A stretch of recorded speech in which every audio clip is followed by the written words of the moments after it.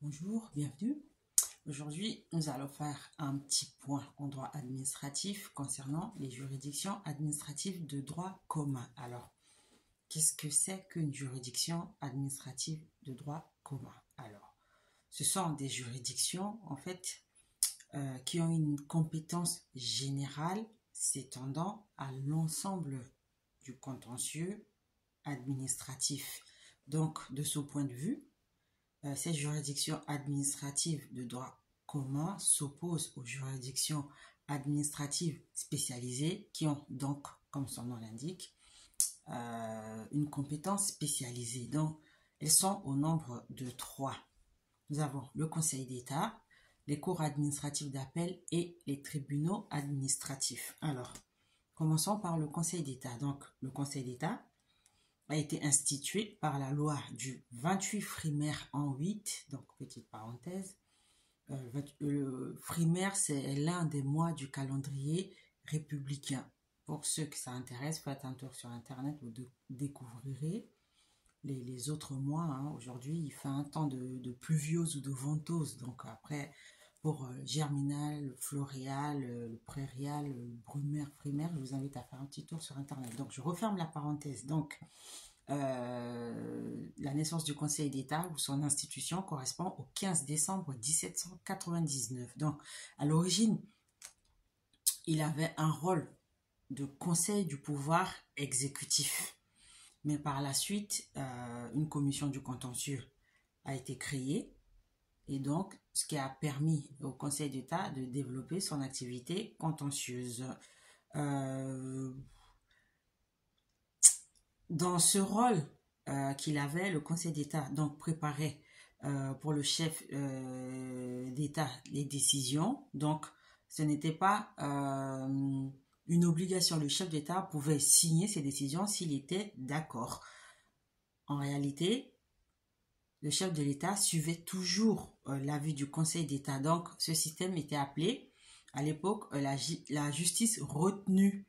Donc, par la suite, il a été abandonné au profit du système de la justice déléguée. Donc, dans le système actuel donc, de justice déléguée, le Conseil d'État rend lui-même ses décisions au nom du peuple français. Donc, il comprend à peu près 300 membres.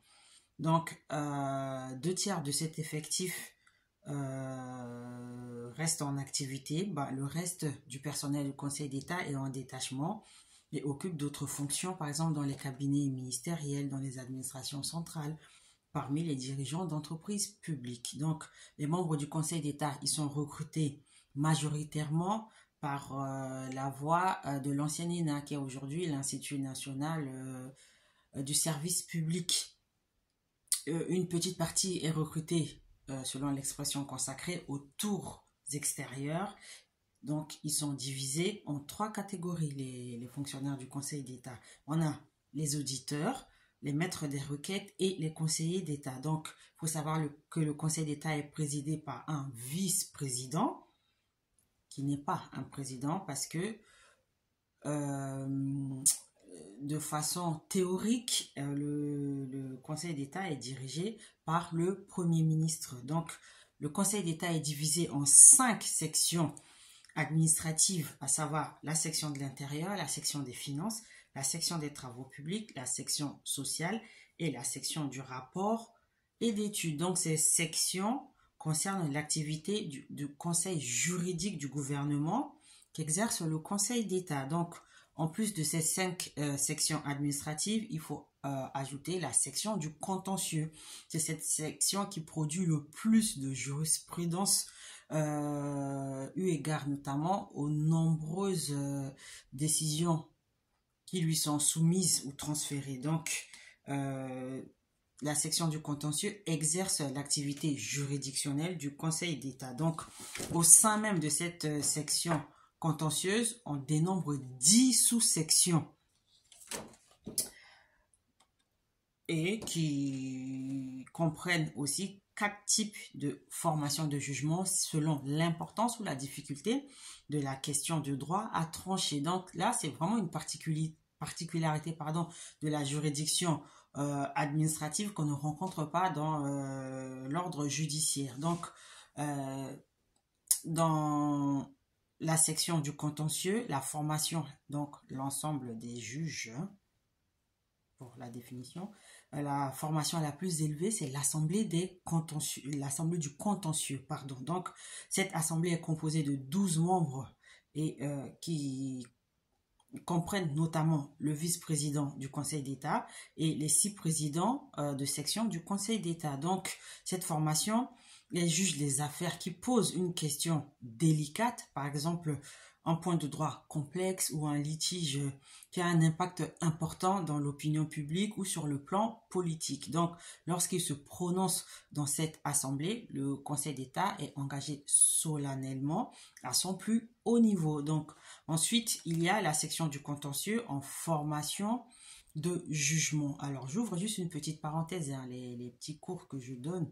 En fait, je ne précise pas à quel niveau de droit ça correspond. Ça peut correspondre aux étudiants en première année ou en deuxième année de licence ou en troisième année ou en master, ou alors ces cours peuvent s'adresser aux élèves qui préparent, aux élèves ou même aux adultes, à toute personne qui prépare un concours administratif. Après, je mets simplement les intitulés pour permettre à tout un chacun de se retrouver. Donc, certains mots ne peuvent pas être définis dans le langage commun, mais les personnes concernées avec le niveau d'études concerné s'y retrouveront. Donc, je referme la parenthèse.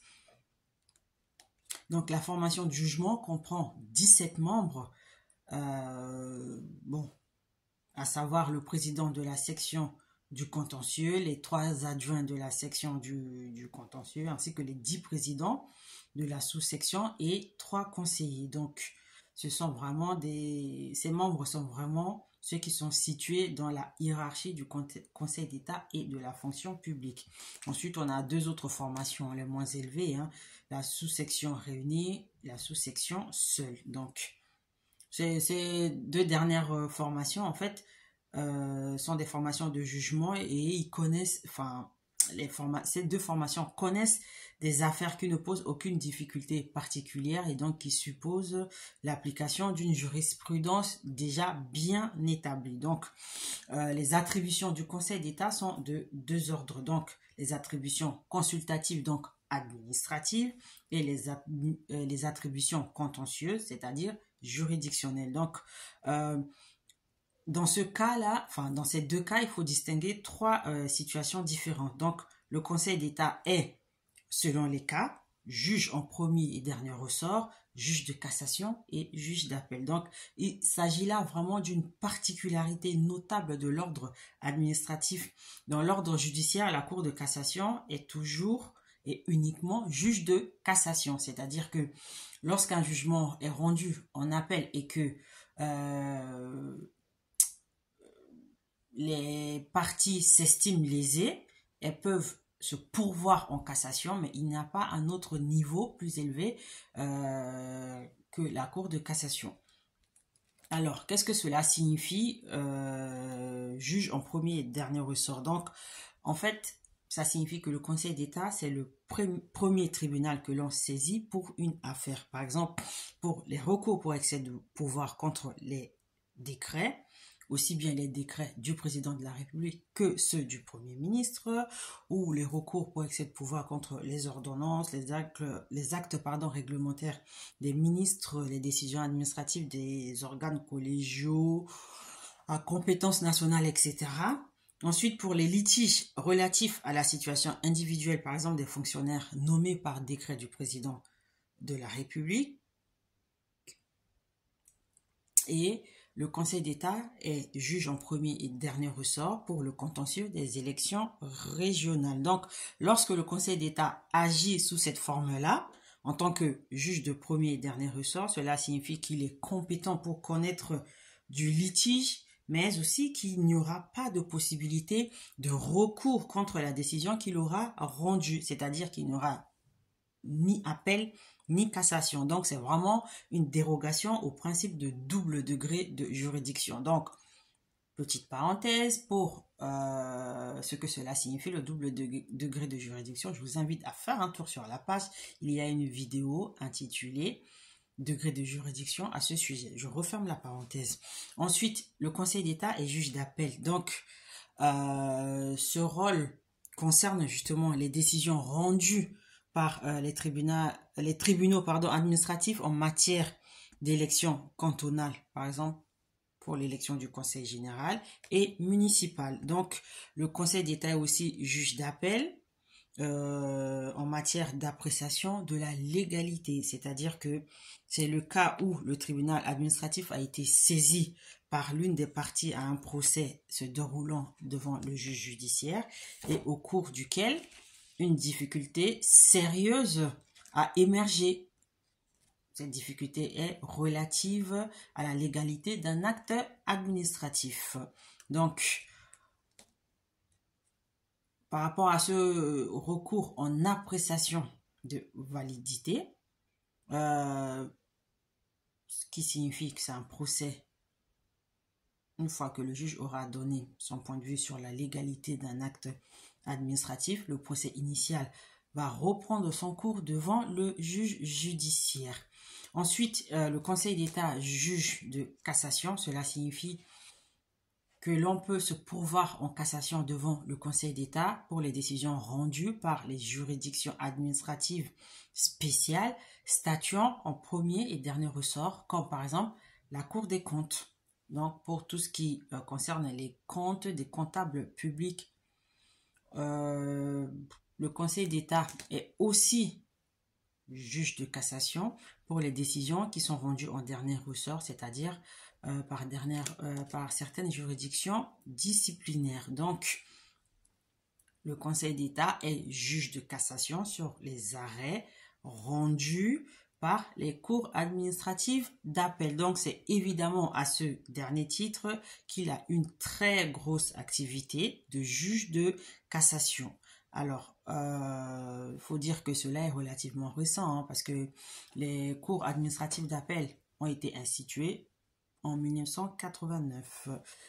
Alors, justement, parlons de ces cours administratifs d'appel. Donc, elles ont été instituées justement pour remédier à l'encombrement du Conseil d'État. Elles sont présidées par un conseiller d'État et sont compétentes pour statuer en appel sur les jugements rendus par les tribunaux administratifs, sauf pour les litiges relatifs aux élections municipales et cantonales, ainsi que ceux concernant le recours en appréciation de légalité qui reste de la compétence du Conseil d'État. Donc, les arrêts rendus par les cours administratifs d'appel sont susceptibles de recours en cassation devant le Conseil d'État. Donc, il existe actuellement 9 cours administratifs d'appel en France, répartis comme suit.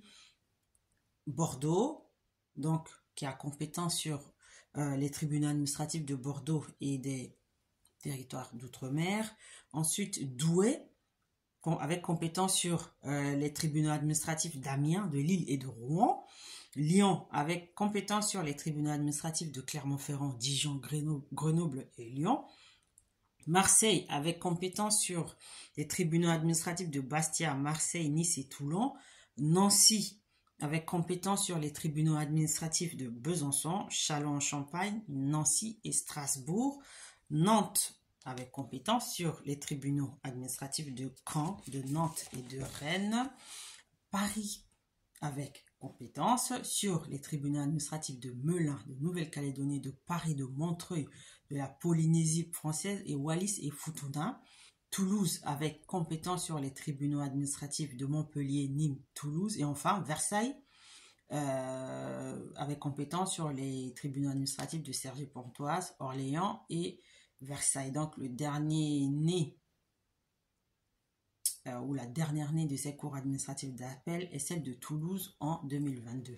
Ensuite, nous arrivons aux tribunaux administratifs. Donc, quand on a fait le classement, en parlant d'abord du Conseil d'État de la Cour administrative d'appel avant d'arriver sur les tribunaux administratifs, on les classe par ordre descendant, donc de la plus haute juridiction au bas de l'échelle. Alors, les tribunaux administratifs ont été institués en 1953. Donc, ils ont remplacé les conseils de préfecture, mais avec une compétence différente de la leur. Donc, il existe actuellement 42 tribunaux administratifs, dont 31 en métropole.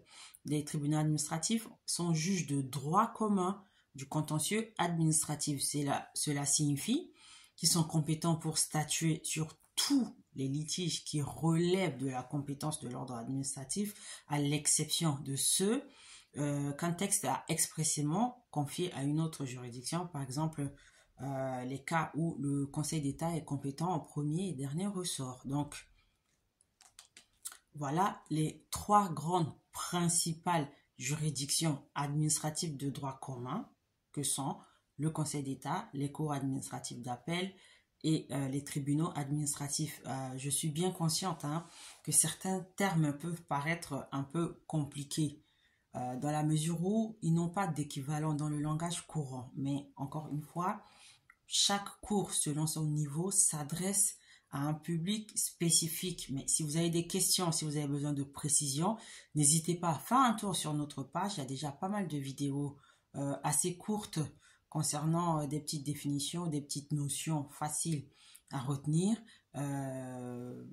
Autrement, n'hésitez pas à nous contacter. Nos coordonnées figurent sur la page. À bientôt.